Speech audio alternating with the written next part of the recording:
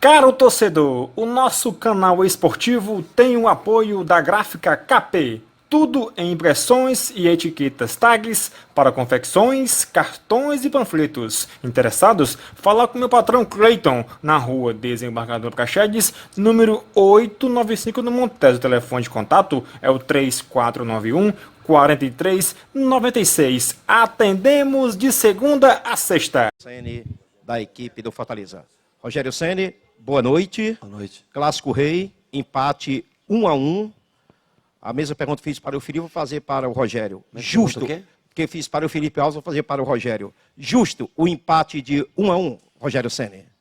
No futebol não existe muito justo, injusto, o resultado final foi esse. Eu acho que teve uma equipe que propôs jogo, quis jogo, tentou, construiu, teve posse, passes, teve lance para expulsão no primeiro tempo, um lance claríssimo de expulsão, jogador com o objetivo de fazer o gol, uma falta, só pela falta em si, já era para expulsão, independente da localidade do gramado. Mas na direção do gol, já era para ter acabado, já era para ter ficado 11-10 naquele momento. Então, uma equipe que propôs jogo, quis jogo, e uma equipe que se propôs a defender bem e contra-atacar, que foi o Ceará, conseguiu suas boas chances também nos contra-ataques, é uma opção de jogo. Não existe muito justo, injusto, merecido ou não, é o resultado que acabou. Rogério, você surpreendeu a tudo e a todos com o Bruno Melo na zaga. Você tinha dois zagueiros. O que foi que levou a essa improvisação? Nossa chave tem Bahia com 4 pontos. Eu não sei quanto acabou o jogo do Sport, mas até o momento que eu tinha visto, estava com 4 pontos. CRB já ganhou um jogo. Eu precisava ganhar o jogo. Bruno, um jogador que constrói melhor jogo, canhoto. Eu não ficava com um zagueiro destro pelo lado esquerdo, ele já vem jogando assim, jogou algumas vezes no ano passado, gosta de fazer essa função. Achei que o Carlinhos tinha condição física para repetir ele do jogo passado para esse. E também o Mariano à frente, porque eu queria ganhar o jogo. Eu achei que eu precisava ganhar o jogo e achei que tinha condições de ganhar. E o Bruno daria uma saída melhor. No primeiro tempo ele teve muito espaço para jogar, conseguiu algumas boas bolas e defendeu bem como zagueiro. Eu acho que foi uma escolha acertada e no próximo jogo pode ser que voltemos com o Paulão, com o Jackson, enfim, sem problema nenhum. É que o Paulão é um zagueiro mais jogo aéreo muito bom e defensivamente é um jogador que atua bem realmente, tanto ele quanto o Jackson, mas para criar jogo, o Bruno Melo era uma alternativa melhor para o dia de hoje. Ô, Rogério, o terceiro jogo da temporada, né? O que é que já dá para, de repente, assim dizer o que melhorou no teu time, ainda nesse começo, né? Porque o próprio Felipe lembrou que vocês ainda estão vivendo a pré-temporada, né, Rogério? Nós estamos o time, os que não começaram jogando, treinaram hoje pela manhã, né? Nós estamos fazendo assim, estamos tentando alongar essa pré-temporada, trocando os 11 jogadores, ou 9, 10 jogadores por jogo, para que a gente possa alongar um pouco mais a pré-temporada e preparar os jogadores para o jogo que é o jogo mais esperado e difícil, que é o do dia 13. Então, nós estamos tentando rodar bem o time para dar minutagem para todos, aproveitar o campeonato cearense, a Copa do Nordeste, para isso. Eu sei que é muito difícil classificar nos dois, principalmente numa chave onde tem Bahia, Sport, e aí tem CRB, Botafogo, outros times que estão na briga pela classificação. O River, que venceu hoje também, né? Então, não vai ser fácil, mesmo nós tendo sido campeões no ano passado, vai ser difícil a classificação. Em primeiro ou segundo lugar para decidir em casa, mais difícil ainda acontecer. Então, hoje era o dia que eu tinha que arriscar tudo por uma vitória. Além de ser um clássico, e a vitória é muito importante para um time no clássico, mas a gente mantém o Fortaleza 10 jogos sem derrotas, né? Isso é uma sequência importante, vindo de um brasileiro do ano passado, com 7 jogos, mais esses 3. E nós vamos tentar, mudando o time de jogo para jogo, manter os jogadores em boa condição física, para que hoje o Independiente ganhou do Rosário, né, 5-0, mostra a força de um time. Eu assisti também contra o Boca, né, o 0-0. É um time muito forte e é um grande desafio que a gente vai ter. Vamos tentar condicionar fisicamente o melhor possível o time, porque é um time que joga num modelo de jogo muito mais parecido com a Europa, joga numa intensidade muito parecida com o modelo europeu, muito mais do que a gente, do que aqui os times no Brasil. Ô, Rogério, você vem trabalhando, são várias competições que irão acontecer durante 2020. Você sempre modifica, faz mudanças, você vai rodar a equipe do Fortaleza significando dizer que o Fortaleza hoje não tem um time titular, um 11 que o torcedor possa dizer, vai jogar hoje, no próximo jogo será o mesmo? Não sei se eu acho que eu consigo até escalar os 11 para você conseguiria escalar, mas como tem contratações chegando, como tem o Michel que chegou agora, como tem o David que ainda nem estreou, e acredito que não vá nem para o próximo jogo, só para o fim de semana nós vamos trabalhar a parte física com ele, né? Porque ele estava parado há mais tempo. Vamos tentar acelerar um pouquinho ele para ver se a gente tem condições daí de usá-lo no jogo contra o Independiente. Com a chegada de um outro jogador, a gente tem que ir experimentando todo mundo. Você vê, o Bruno jogou de lateral, jogou de zagueiro, a gente vai olhando. O Michel jogou de volante, jogou de zagueiro. Então a gente vai experimentando todos para ver qual é a melhor formação para o jogo do dia 13 de fevereiro, que é um jogo de muita importância fora de casa, que a gente tem que trazer o Fortaleza vivo. E eu sei, por experiência própria, né, jogar na Argentina é muito difícil, contra qualquer time. Eu, com o São Paulo, eu ganhei lá, acho que 1 ou 2 vezes na Argentina só, em toda a minha carreira. Então eu sei o quanto é difícil esse tipo de jogo, por isso que nós queremos preservar a condição física do time para tentar aumentar a intensidade a cada jogo. Mas esse jogo bem melhor do que o jogo do Vitória. E eu acho que até enquanto o time teve condições com velocidade, com Oswaldo e Romarinho, é bem melhor até do que o jogo que nós jogamos contra o Calcaia. Rogério, boa noite, Rogério. Queria que você falasse dos 2 momentos importantes do Fortaleza nesse jogo. O gol belíssimo de bicicleta do Oswaldo e a defesa do goleiro Felipe Alves. Bom, o gol, eu acho que foi, como você falou, a jogada bonita do Oswaldo, mas a destacar também a briga do Gabriel e do Mariano Vasquez pela recuperação da bola, né? Mariano conseguiu recuperar essa bola, fazer o cruzamento e o Oswaldo teve a felicidade de acertar uma bicicleta, uma meia bicicleta, não sei como queiram dizer, né? E foi no cantinho a bola. Jogamos em função do gol e o Felipe, é claro que nos, minuto 45, né? Um hábito com tamanha convicção, com tamanho tesão para dar um pênalti daquele, sem VAR, sem nada, né?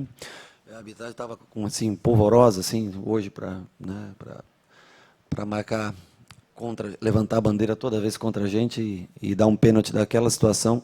O árbitro teve personalidade para marcar um pênalti aos 45 e aí o Felipe fez essa diferença, como já tinha feito contra o Atlético Mineiro, no Mineirão, em Independência, pegando 2 pênaltis. É o ponto alto do goleiro, uma penalidade final de jogo, sem dúvida, mostra todo o valor que ele tem, porque eu pedi a contratação dele no ano passado. Nesses momentos aqui a gente consegue ver, né, o grande goleiro que ele é, assim como o Boeck e o Max também vem trabalhando bem, como eu já falei para você, para mim, quero dar a oportunidade para o Max jogar alguma partida esse ano, e o Boeck também poder jogar outras partidas, e o Felipe deve jogar a maioria delas. Rogério, boa noite. É início de temporada e o time vem evoluindo notoriamente do jogo do Vitória para cá, e ainda mais, por ser início de temporada, terminar como terminou, correndo o jogo do Calcaia e o jogo de hoje contra o Ceará. Você falou que quer dar intensidade a esse time até o jogo contra o Independiente. Sim.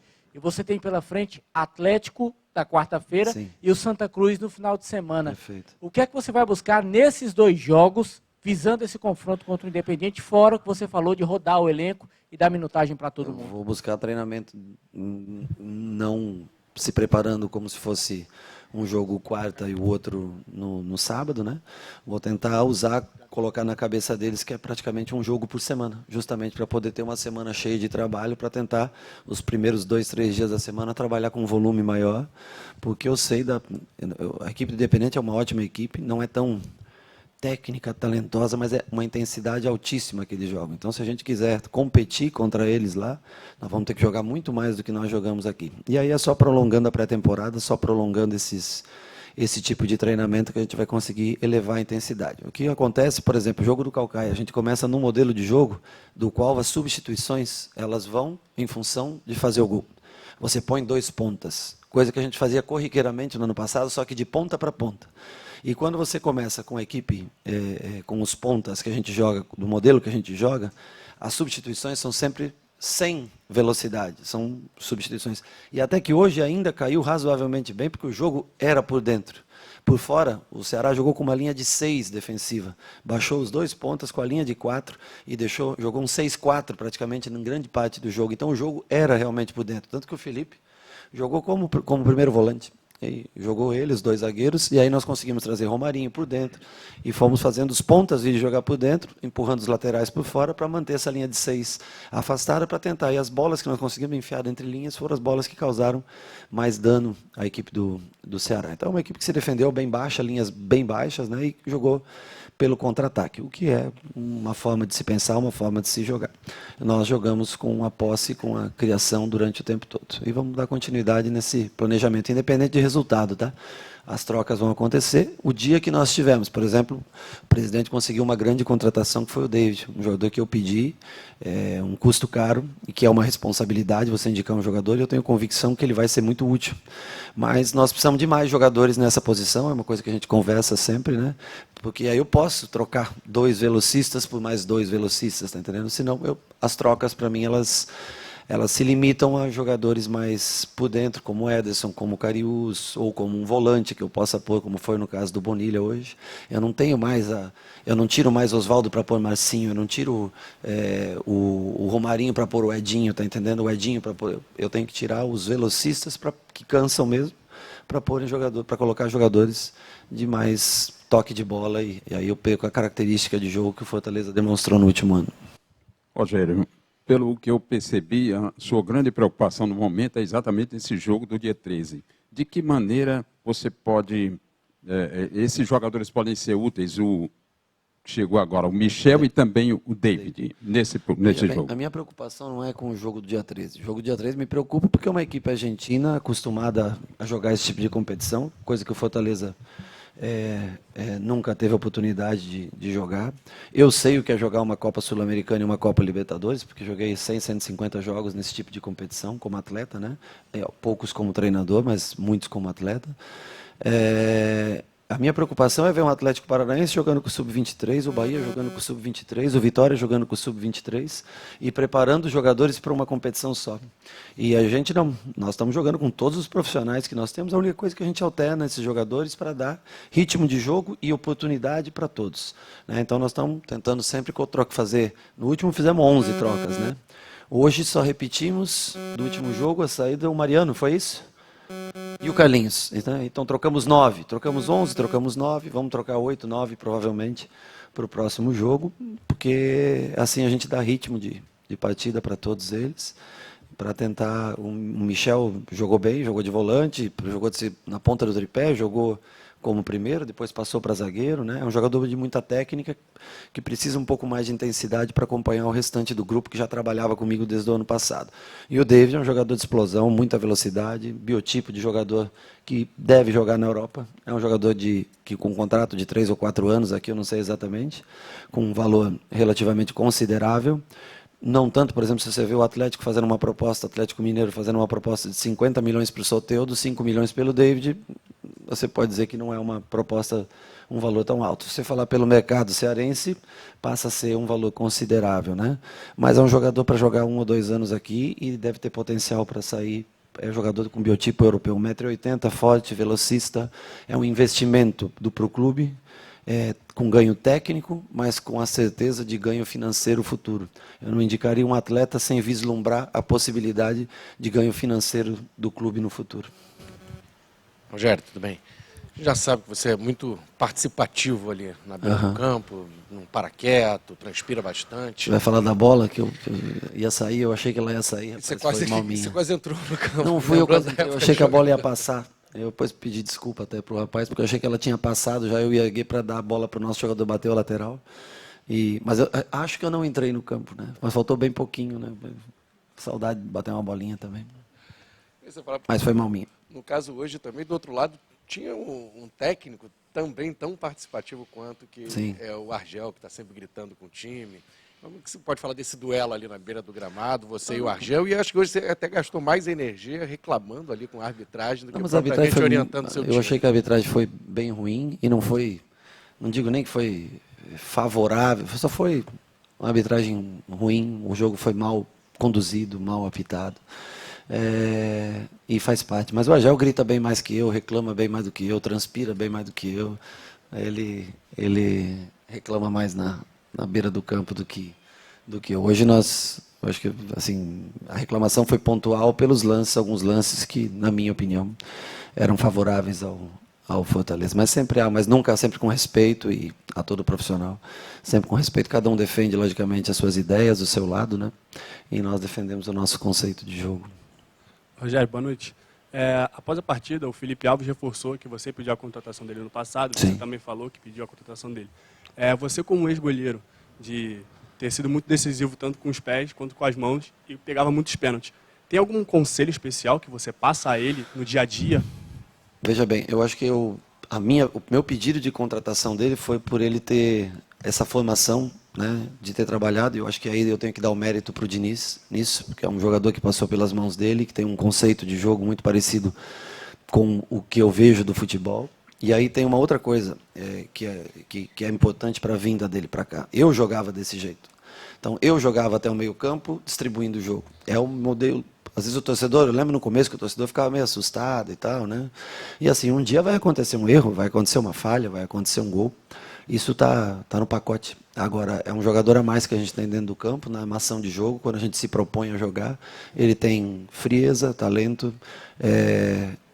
Dificilmente eu faço uma indicação de um atleta assim que eu digo, eu crave um jogador, né? Eu só quando eu tenho muita certeza, ou quando ele atende muito o meu modelo de jogo, né? Eu te dou 2 exemplos, o Felipe, 3, o Romarinho e o David, por exemplo. São jogadores que, senão a gente tenta por empréstimo, um jogador quando você não tem a certeza, quando você não conhece exatamente, ou conhece o jogador, mas não conhece a pessoa, né? Agora, quando você tem o conhecimento da pessoa e do atleta, do que ele pode produzir, aí você indica com convicção. E o caso do Felipe foi esse caso. Eu vi nele, eu vi na figura dele o que eu desempenhava como goleiro dentro do campo. E para isso, para o meu modelo de jogo, isso é essencial. Rogério, boa noite. Aqui. Você falou, são 2 perguntas, mas uma bem rapidinha.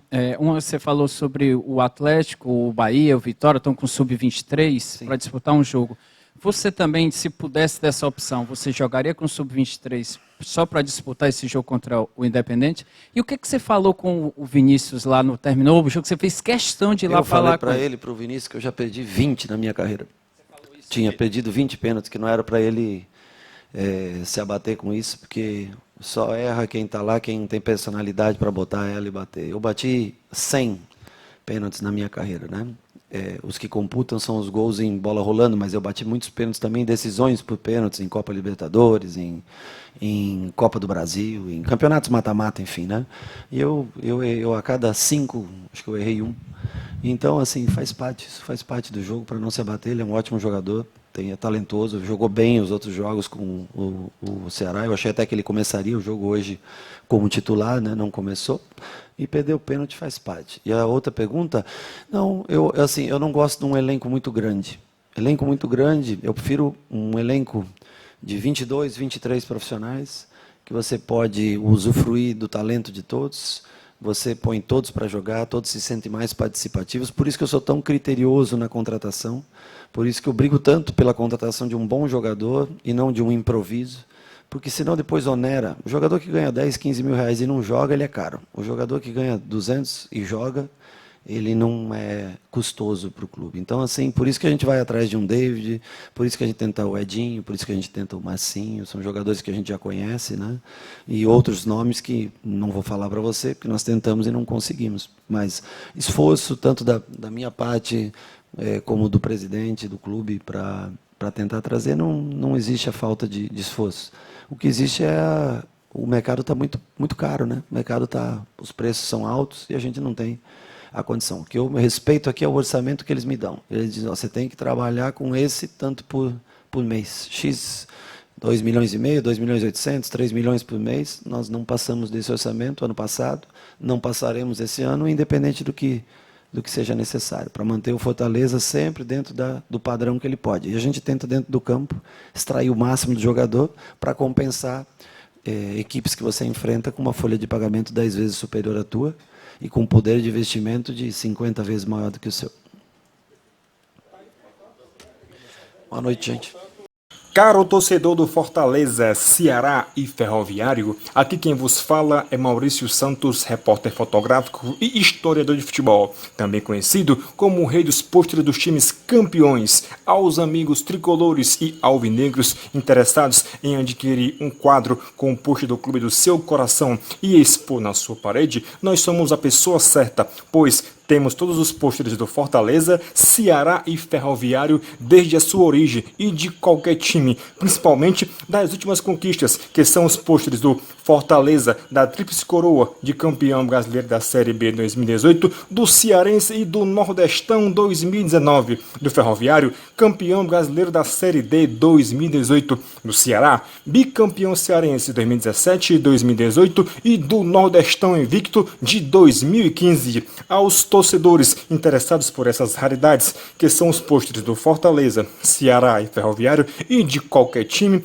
você liga no 986162186, 986162186 e fala conosco, Maurício Santos. Esse número também é o nosso Zap e o nosso canal no YouTube e blog esportivo é Mau Retropôsteres.